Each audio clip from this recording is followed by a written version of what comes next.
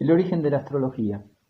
Una antigua concepción oriental llama a los cuerpos celestes escrituras del cielo, y cuando un hombre consigue descifrarla puede predecir el futuro. El astro más importante era la luna. Sobrevenían dichas o desgracias si en una noche de luna clara la oscurecían las nubes. Con frecuencia los eclipses anunciaban una catástrofe. Algo parecido sucedía con los eclipses de sol, aunque el astro rey tenía entonces mucha menos importancia que la luna o los planetas, según que Venus remontara o descendiera en el firmamento. Era de esperar una cosecha buena o mala, una victoria o una derrota. Júpiter era casi siempre de buen augurio. Marte, por el contrario, era el planeta más nefasto. La astrología originó los horóscopos que los adivinos anunciaban al nacer un niño mediante la posición de los planetas. Los antiguos babilonios, asirios, no llevaban probablemente las cosas tan lejos, pero poseemos un ejemplo del período helenístico en el país mesopotámico que data del 170, durante el gobierno del rey Demetrio. Nació un niño el 30 del mes de Adar, a las 6 de la mañana. Aquel día la luna se encontraba frente a Géminis, el sol ante Piscis, Júpiter frente a Libra, Venus y Marte entre Aries y Saturno frente a Leo. Como los egipcios, los babilonios y asirios poseían un calendario con los días fastos y nefastos. Veamos qué significaban ciertas condiciones atmosféricas. Una tempestad anunciaba siempre una desgracia, salvo si era seguida de un arco iris, signo de la misericordia divina. Según el momento en que aparecía, una tempestad podía anunciar una guerra o una rebelión, una cosecha óptima o escasa, una inundación o una invasión de langostas.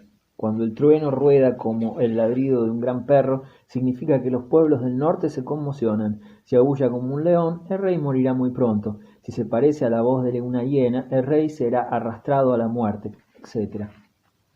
Los temblores de la tierra anunciaban una catástrofe, si ellos mismos no eran ya catastróficos.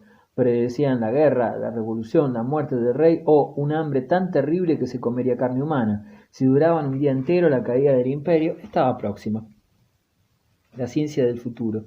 Los adivinos especializados interpretaban el vuelo de los pájaros, el más importante de los cuales era el halcón. Si éste y un cuervo se batían en presencia del rey, la victoria del halcón significaba victoria para Babilonia. Si vencía el cuervo, era señal de una próxima derrota. El cuervo era el símbolo del pájaro de mal agüero. Los adivinos encontraron asimismo en los engendros humanos o en los animales inagotables motivos de predicción, y en los cuales la fantasía oriental se expresaba sin reserva. Los antiguos babilonios hacían uso continuo de la frase, como un carnero que engendra un león, indicando así que creían posible cualquier cosa en este mundo degenerado. Pero todavía más importante eran los augurios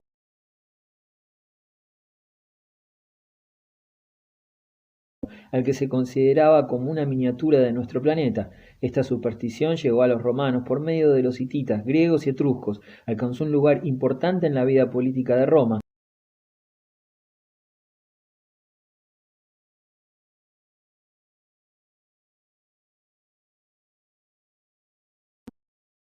Distintos animales, ni la vesícula biliar está siempre en el mismo lugar. Datos que permitieron a los babilonios elaborar un sistema detalladísimo de predicciones basado en el hígado de los animales.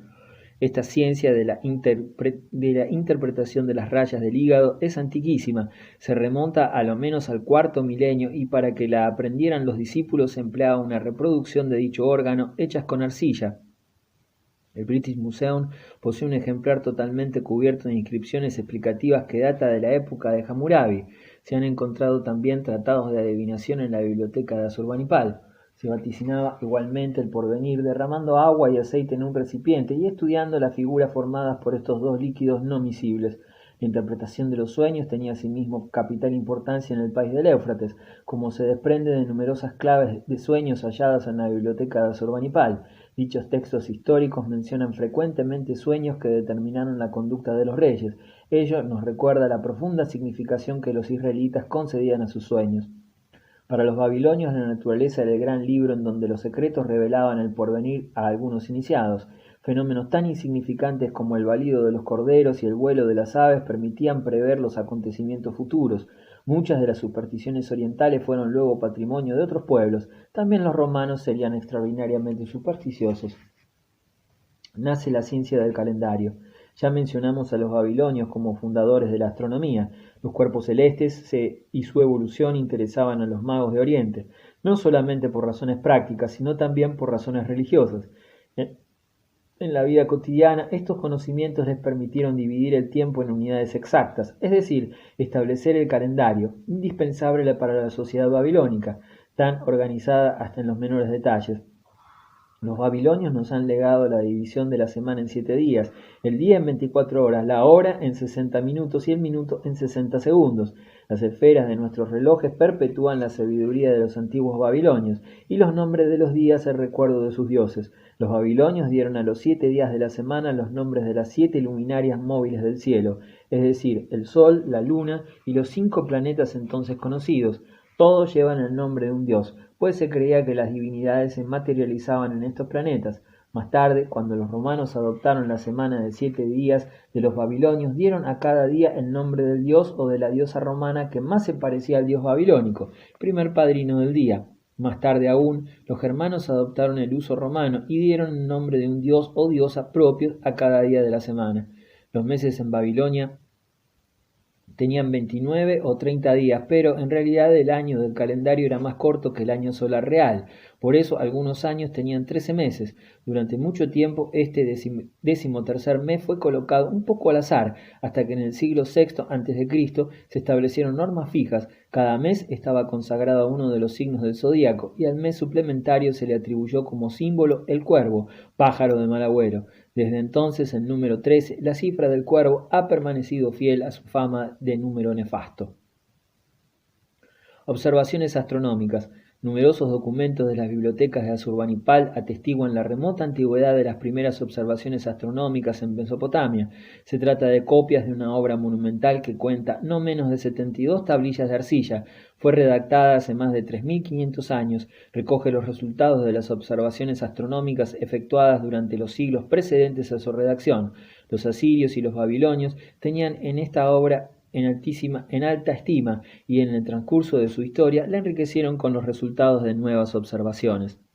En Iled Mudeklibá se construyó uno de los mejores y más antiguos observatorios astronómicos del mundo, con una altísima torre de observación basada en la medida del estadio caldeo, aproximadamente 1.119 de grado, es decir, 99,2 metros, coronada por una estatua de oro de Belos, divinidad nacional asiria, de planta cuadrada y orientada a los 4 puntos cardinales. ¿Acaso pudieron observar el eclipse de luna que tuvo efecto el 19 de marzo del 721 a.C., en tiempos de Nabonazar? El astrónomo Nergal Etir, que redactaba catálogos siderales para Asurbanipal, compuso un sello en que aparece por primera vez el dios solar como una figura semi-humana, con una cola de ave y rodeado de una corona de rayos solares, además de la inscripción del nombre de su dueño. Este sello tiene una forma deprecatoria, una de las pocas encontradas hasta el presente, que dice así: a quien se lo lleve, se refiere al sello, lléveselo también el dios Sol,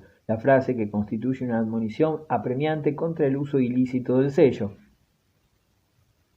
No hay que olvidar, sin embargo, que entre los babilonios la astronomía era la sierva de la astrología, y no pudo sacudir esta servidumbre hasta muy tarde. Las observaciones y los cálculos de los astrónomos babilónicos nunca prueban un estudio sinceramente desinteresado, objetivo, sino que perseguían fines prácticos, o tendían a adivinar las intenciones de los dioses y a predecir el futuro.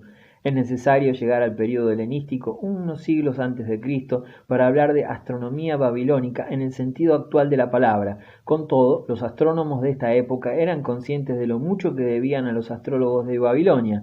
Se autodenominaban babilónicos y se servían de antiguos textos babilónicos para sus observaciones y sus cálculos. La predicción de los eclipses. Es posible, aunque no esté todavía probado, que los antiguos caldeos fueran capaces de predecir los eclipses de luna y de sol, aunque de manera rudimentaria. Los documentos más antiguos que tratan de esta cuestión datan del tiempo de Asurbanipal, cuya biblioteca contiene una carta de los astrólogos de Asur, notificándole la inminencia de un eclipse de luna, pero que no podrá verse porque el cielo está nublado. Piden al rey se informe de si en otras ciudades de Asiria y Babilonia lo han podido observar. Sin embargo, es imposible afirmar que los babilonios pudiesen predecir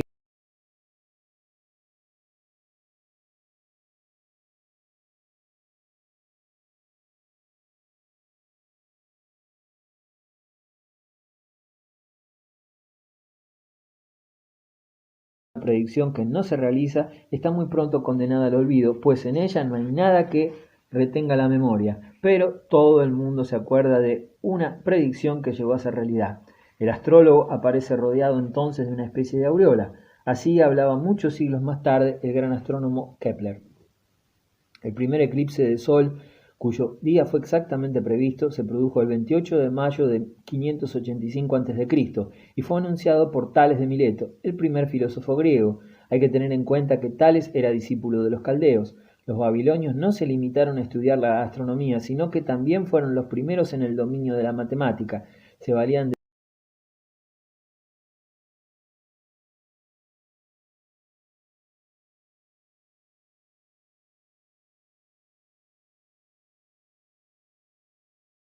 grados y el día en horas, minutos y segundos. Como los egipcios, los babilonios no pretendieron demostrar ni razonar. La vida práctica les planteaba una serie de problemas a los que, por la experiencia o mediante tanteos, habían encontrado solución. Así llegaron a resolver problemas de segundo y tercer grado. El imperio hitita. Los hititas, pueblo de Anatolia. Fijar las fronteras entre el imperio hitita y el reino hurrita es tarea difícil. Además, se puede afirmar que el centro del imperio hitita se situaba en la parte no egea de la meseta de Anatolia y que los hurritas se asentaron en líneas generales en todo el norte mesopotámico. En la época de la 19 dinastía egipcia, los hurritas fueron avasallados por el imperio hitita, después desaparecieron. Por esto, los historiadores distinguen con dificultad su civilización de la de los hititas, mejor conocida desde el descubrimiento de archivos cuneiformes, descifrados por el asiriólogo checo Bredić Hosny, en un lugar de las montañas de Boğazköy llamado Nido de Águilas. Ahí mismo aparecieron las ruinas del palacio y de los edificios administrativos de lo que fue Atusas, la ciudad que los hititas establecieron como capital en varias ocasiones. Atusas estaba ya habitada hacia el 2500 a.C., pues un escrito acadio que data del tiempo de Naram Sin, aproximadamente 2160 a.C., hace mención de cierto rey Pamba de Ati, es decir, del país de los hititas. Este monarca, con otros 17 reyes, emprendió una expedición contra Naram Sin. No es seguro que Pamba haya sido un personaje histórico, pero las excavaciones de Boğazköy han demostrado, sin embargo, que en aquella época existían ya los barrios más septentrionales de la ciudad. Los hititas fueron uno de los pocos pueblos caucásicos antiguos que llegaron a la historia, un testimonio bastante completo de su existencia.